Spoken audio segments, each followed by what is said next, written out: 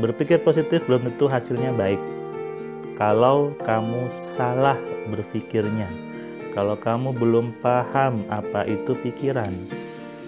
Karena banyak orang di luar sana mengatakan bahwa saya sudah berpikir positif tapi hidup saya masih jelek. Saya sudah berpikir positif tapi tender saya kalah. Saya sudah berpikir positif tapi pasangan saya kabur. Saya berpikir positif tapi perusahaan saya bangkrut. Yang salah bukan berpikir positifnya, tapi karena kamu tidak paham bagaimana berpikir positif yang benar. Banyak orang itu hanya mengatakan saja, saya sudah berpikir positif, saya sudah berprasangka positif. Tapi sebetulnya dia tidak berpikir positif, tapi dia sedang berpikir yang negatif. Contoh, ketika ada seseorang mengalami peristiwa yang disebut dengan musibah. Misalnya, tiba-tiba dia naik motor kemudian terjadi kecelakaan. Lalu dia mengatakan, saya berpikir positif, saya terima ini sebagai ujian Tuhan. Nah, ucapan tadi itu bukan berpikir positif. Itu sebuah kesalahan. Ketika kamu mengatakan itu ujian Tuhan, itu kamu sebetulnya sedang membuat berpikir yang negatif. Kamu sedang berprasangka jelek kepada Tuhan. Jadi itu bukan berpikir positif namanya. Ada lagi. Pagi-pagi saya sudah memulai hidup dengan berpikir positif. Saya sudah mengatakan bahwa saya hari ini siap menjalani hidup dengan apapun yang saya inginkan. Saya siap menjalani kehidupan yang Tuhan berikan kepada saya. Itu juga bukan berpikir positif.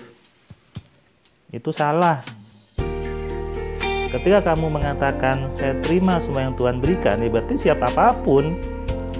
Ketika kamu di tengah jalan bannya bocor, ketika kamu di tengah jalan kehilangan handphone,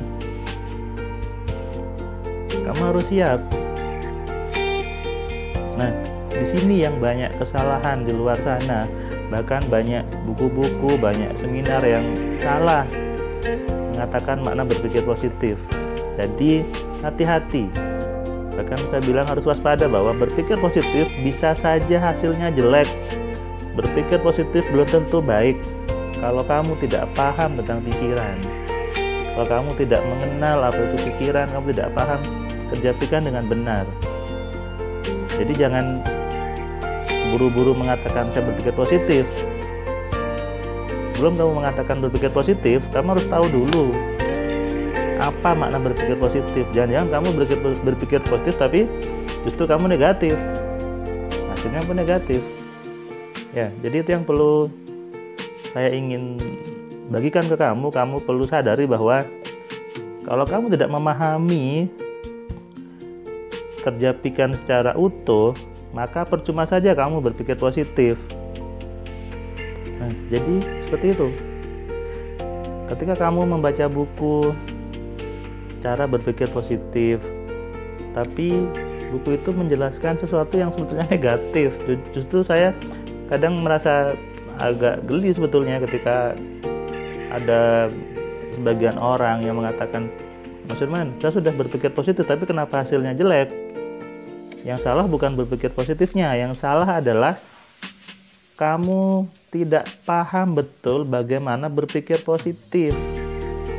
Ya, jadi jangan mudah mengatakan saya sudah berpikir positif tapi kenapa hasilnya jelek, kenapa hasilnya buruk, ya karena kamu tidak tahu apa itu berpikir positif.